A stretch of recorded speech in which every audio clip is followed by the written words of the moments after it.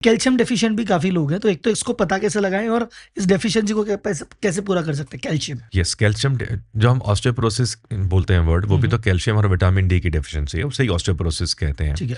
हमेशा इसको properly check करना चाहिए। एक एवरेज आदमी को 700 से 1000 ग्राम पर डे चाहिए अपना कैल्शियम इनटेक।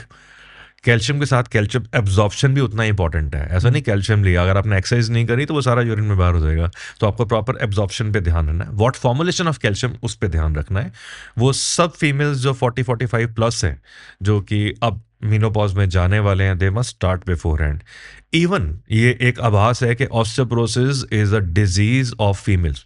रॉन्ग। 70 वर्ष के ऊपर 1/3 मेल पॉपुलेशन भी ऑस्टियोपोरोसिस है। तो इसलिए कैल्शियम तो इन मेल्स के भी जरूरी है, लेकिन आप कह लो 65 के आसपास जरूरी है अगर नॉर्मल में है। डेफिशिएंसी है तो हर समय आपको उसका सप्लीमेंटेशन लेना है। पर जब भी कैल्शियम लें, साथ में विटामिन D3 के साथ लें, ताकि कैल्शियम लेना और कैल्शियम एब्जॉर्प्शन होना दो अलग चीजें हैं। तो एब्जॉर्प्शन के लिए विटामिन D3 साथ में, vitamin D3 exercises, vitamin D3, proper hydration, और जैसे इंटरप्टेड गैप्स पे, जिस दिन में 2 दफा, उस तरह से इंटरप्टेड गैप्स पे लेना है। वो आते हैं सर एक्सरसाइज पे, क्योंकि आपने कभी प्रोटीन का ऑब्जर्वेशन करना है तो भी एक्सरसाइज चाहिए, विटामिन कैल्शियम का करना है तो भी एक्सरसाइज चाहिए। तो कौन सी एक्सरसाइज करनी चाहिए और कितना एक्सरसाइज सफिशिएंट है कि इतना करोगे तो आपकी लाइफस्टाइल मेंटेन रह जाएगी? बस पहले तो आपके सब श्रोताओं के लिए एक्सरसाइज कोई लग्जरी नहीं है, नेसेसिटी है। Right, it's not a choice. Exercise करनी है। मुझे जॉइंट्स को ऑफलोड करना है एक साधारण एंगल पे, मेरा स्कूटर है उस पर 3 लोग बिठाने हैं, बस उसके टायर में हवा प्रॉपर रखनी पड़ेगी। अगर आपको जॉइंट्स को ऑफलोड करना है तो उसके आसपास के मसल्स को स्ट्रांग करना पड़ेगा, एक्सरसाइज चाहिए। आपको बैक को स्ट्रेंथन करना है, उसके आसपास के मसल को स्ट्रांग करना, एक्सरसाइज चाहिए। लेकिन एक्सरसाइज कैसे करनी है वो भी बहुत इंपॉर्टेंट है। क्या करना है, कैसे करना है, ये इसलिए बोल रहा हूँ। 50 लोग आते हैं, डॉक्टर साहब ये थेरेपी देखी, उसमें योगा देखा। भाई किसके लिए क्या करना है वो तो जान लो। भाई किसके लिए क्या करना है, ऐसा नहीं कि एक्सरसाइज वर्ड हो गया तो हर एक पे देना है। भाई कुछ भी कर, बॉडी को तोड़ मोड़ दिया होगी एक्सरसाइज। तो किस इंसान के लिए? आपको सर्वाइकल का चक्कर आते हैं तो आपको सर्वाइकल की कौन सी एक्सरसाइज नहीं करनी है? आपको अगर बैक डिस्कम्फर्ट है तो कौन सी एक्सरसाइज नहीं करनी है, क्या स्टेप्स है उसमें लेने हैं। ऐसा नहीं कि 200 लोगों का शिविर लगाया और सबको इकट्ठे योगा कराना शुरू कर दिया। भाई किसको क्या प्रॉब्लम है पहले वो देख लो ना, उनको फिल्टर करना है। ठीक है सर, एक्सरसाइज करते टाइम आदमी क्या मिस्टेक कर देता है जिससे बोन डैमेज होती है या ज्यादा प्रॉब्लम? जैसे मैं भी अपने जिम का एक एग्जांपल अभी अपन ने देखा कि भाई बिना वार्म अप के कोई जिम में कूद जाता है तो विदाउट वार्म अप एक्सरसाइजेस करते हैं, ठीक है ना। उसके अलावा प्रॉपर पोस्चर ना रखना। अब मैंने डेड लिफ्ट करनी है, मैंने स्क्वाट करना है, ठीक है ना, मैंने लंजेस करने हैं, मैंने किस तरह से करना है, वो सिस्टम क्या है। अगर मैं स्क्वाट्स करूँ, मेरे घुटने मेरी बॉडी से आगे नहीं जाने चाहिए, उल्टा मेरी बैक खराब हो जाएगी उसको लेके। मैंने डेड लिफ्ट करनी है, मैं बैक को कैसे सिक्योर करूंगा, मैं कमर को सीधा कैसे रखूंगा, मैं ग्रेजुएटेड वेट कंट्रोल कैसे लेंगे, और ईगो ट्रेनिंग बिल्कुल नहीं करनी। मेरा साथ वाला 70 किलो उठा रहा है, मैं भी 70 किलो उठाने जा रहा हूँ, उसने करा था। ये तो बहुत होती है जिम में, यही है कि अच्छा ये कितने के उठाए, इतने के, ये देख भाई बताएगा तेरे को, भाई बताएगा। तो इसलिए proper conditioning of your muscles, proper warm up, proper training and proper posture, ये सब चीजें बहुत इंपॉर्टेंट है। और मसल हमेशा एक ग्रेजुएटेड पैटर्न से इंप्रूव करती है। मैं हमेशा को बोलता होता हूँ, slow speed, more repetitions, that's the answer. ये क्वेश्चन है शायद you are the most apt person to ask this.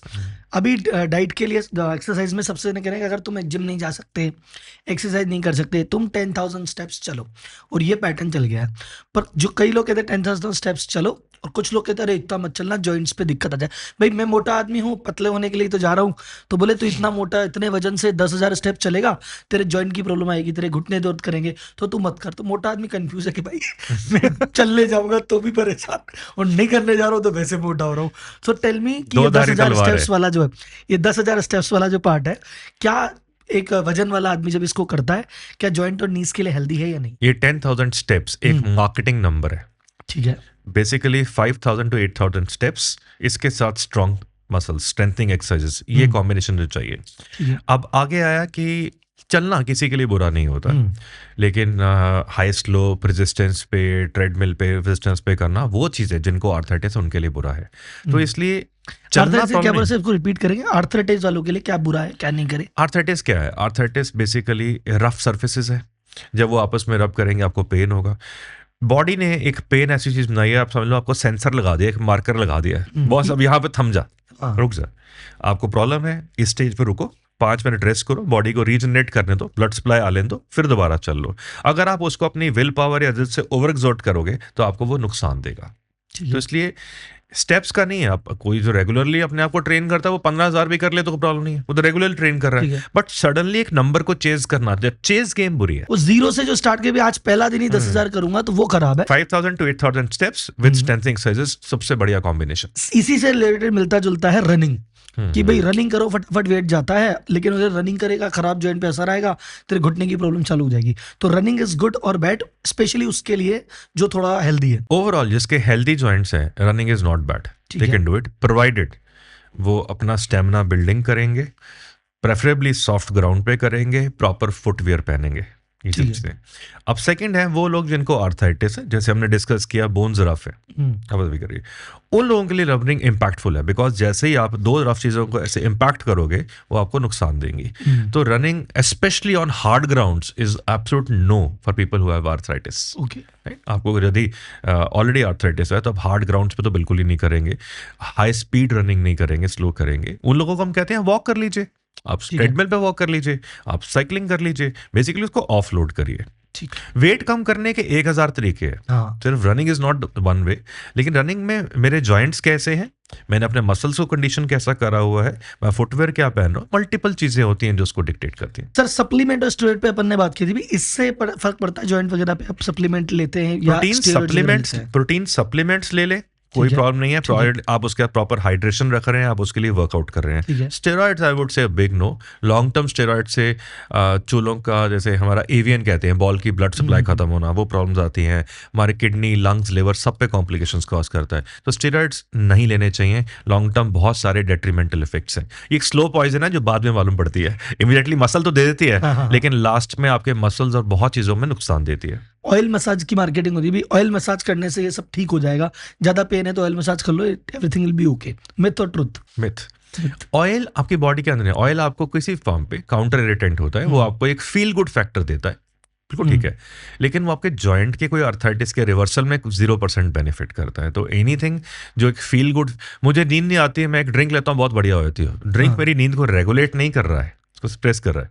तो सेम वे ऑयल आपको फील गुड फैक्टर देगा, आप उसको कर सकते हैं, लेकिन वो आपकी बीमारी पे कोई एडवांटेज नहीं देगा। प्रोग्रेशन नहीं रोक, प्रोग्रेशन भी स्लो कर पाएगा? नहीं कर नहीं, पाएगा? बिल्कुल नहीं कर कुछ भी पाएगा।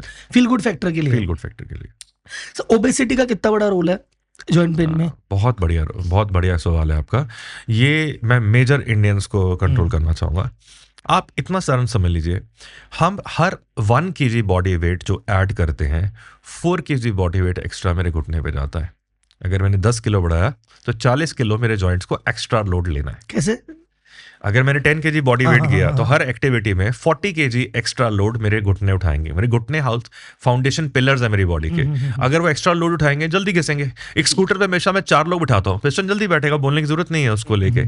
तो इसी तरह से जो ओबेसिटी है वो सबसे बड़ा फैक्टर है, लेकिन जो अच्छी बात है वो एक मॉडिफाइबल फैक्टर है। Unlike age is a non modifiable factor, genetics is a non modifiable factor. Non modifiable मतलब आप उसमें कुछ नहीं रोक कर भी नहीं सकते। सकते, है जो हो गया जो हो गया। मॉडिफाइबल मींस मैं पूरे मेरे हाथ में कंट्रोल कर सकता हूँ इसको मैं। तो body weight control is very important, और वो हम अपनी multiple exercises, diet control, modification से सेट कर सकते हैं।